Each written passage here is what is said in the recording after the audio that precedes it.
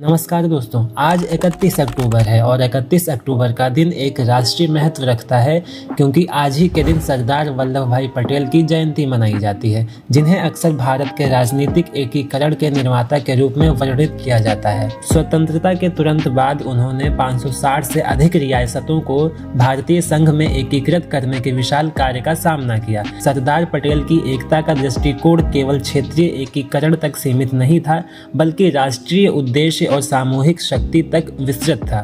उनके शब्द, एकता के बिना जनशक्ति तब तक शक्ति नहीं है जब तक कि उसे उचित रूप से समन्वित और एकजुट न किया जाए, तब वह आध्यात्मिक शक्ति बन जाती है। उनके इस विश्वास को दर्शाते हैं कि एकता भारत की प्रगति का नैतिक और रणनीतिक आधार है। उनके महान योगदान के सम्मान में भारत सरकार ने 2014 में 31 अक्टूबर को राष्ट्रीय एकता दिवस के रूप में घोषित किया। यह दिन एकता, अखंडता और सामूहिक लचीलेपन के प्रति राष्ट्र की प्रतिबद्धता की पुष्टि करता है। गुजरात के एकता नगर स्थित स्टैच्यू ऑफ यूनिटी, जिसका उद्घाटन 2018 में पीएम मोदी ने किया था, इसी दृष्टिकोण का प्रतीक है। 182 मीटर ऊंची यह प्रतिमा दुनिया की सबसे ऊंची प्रतिमा है और सरदार पटेल की चिरस्थायी विरासत को एक अमिट श्रद्धांजलि है। अपने उद्घाटन के बाद से स्टैच्यू ऑफ यूनिटी हर साल एकता दिवस पर राष्ट्रीय समारोहों का केंद्र बिंदु बन गई है। राष्ट्रीय एकता दिवस भारत की राष्ट्रीय सुरक्षा और शासन व्यवस्था के लिए अत्यंत प्रासंगिक है। यह एकता और अखंडता की भावना को बनाए रखने के लिए सिविल सेवाओं, पुलिस संगठनों और सुरक्षा एजेंसियों की जिम्मेदारी पर जोर देता है।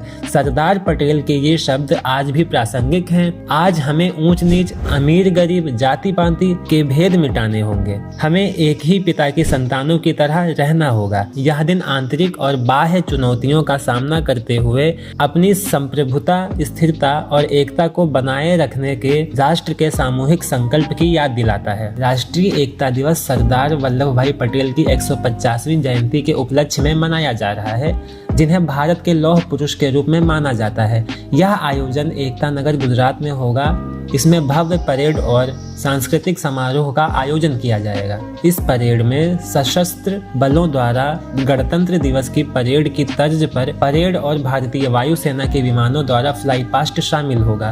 परेड में BSF, CISF, ITBP, CRPF, SSB, NCC और विभिन्न राज्यों की पुलिस की 16 टुकड़ियां भाग लेंगी।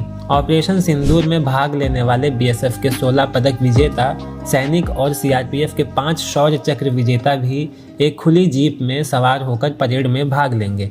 परेड का नेतृत्व लगभग 100 सदस्यों वाली हेरल्डिंग टीम करेगी, जो रंगीन वर्दी में सजे हुए होंगे और विभिन्न संगीत वाद्य यंत्र होंगे। इसी के साथ में आपको ये भी बताते चलें, सीमा सुरक्षा बल यानी कि बीएसएफ एक डॉग शो आयोजित कर रहा है, जिसमें मुधोल हाउंड और रामपुर हाउंड जैसी भारतीय नस्लों को प्रदर्शित किया जाएगा। रिया नामक एक मुधोल हाउंड, जिसने अखिल भारतीय पुलिस डॉग प्रतियोगिता में प्रथम स्थान जीता है, इसके नेतृत्व में डॉग्स की टीम अपने परिचालन कौशल का प्रदर्शन करेंगी, जिसमें सामरिक गतिविधियां और तेज कौशल शामिल होंगे। इसी के साथ में कुछ सांस्कृतिक कार्यक्रम भी होंगे। आपको बताते चलें कि 900 कलाकारों का सांस्कृतिक कार्यक्रम भारत के शास्त्रीय नृत्यों को प्रदर्शित करेगा, जो देश की समृद्ध विविधता और राष्ट्रीय एकता को उजागर करेगा। इसी के साथ में 10 विषयगत झांकियां विभिन्न राज्यों और केंद्र शासित प्रदेशों का प्रतिनिधित्व करेंगी, जो विविधता में एकता के विषय पर जोर देंगी।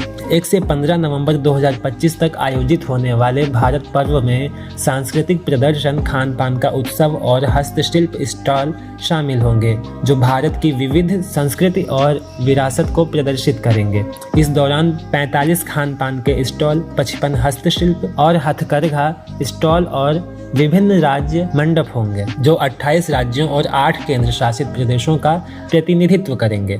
इसी के साथ में आपको ये भी बताते चलें कि पीएम मोदी 30 और 31 अक्टूबर 2025 को एकता नगर का दौरा करेंगे और राष्ट्रीय एकता दिवस समारोह में भाग लेंगे, जिसमें ई बसों को हरी झंडी दिखाना, विकास परियोजनाओं का उद्घाटन करना और सरदार पटेल की प्रतिमा पर पुष्पांजलि अर्पित करना शामिल होगा।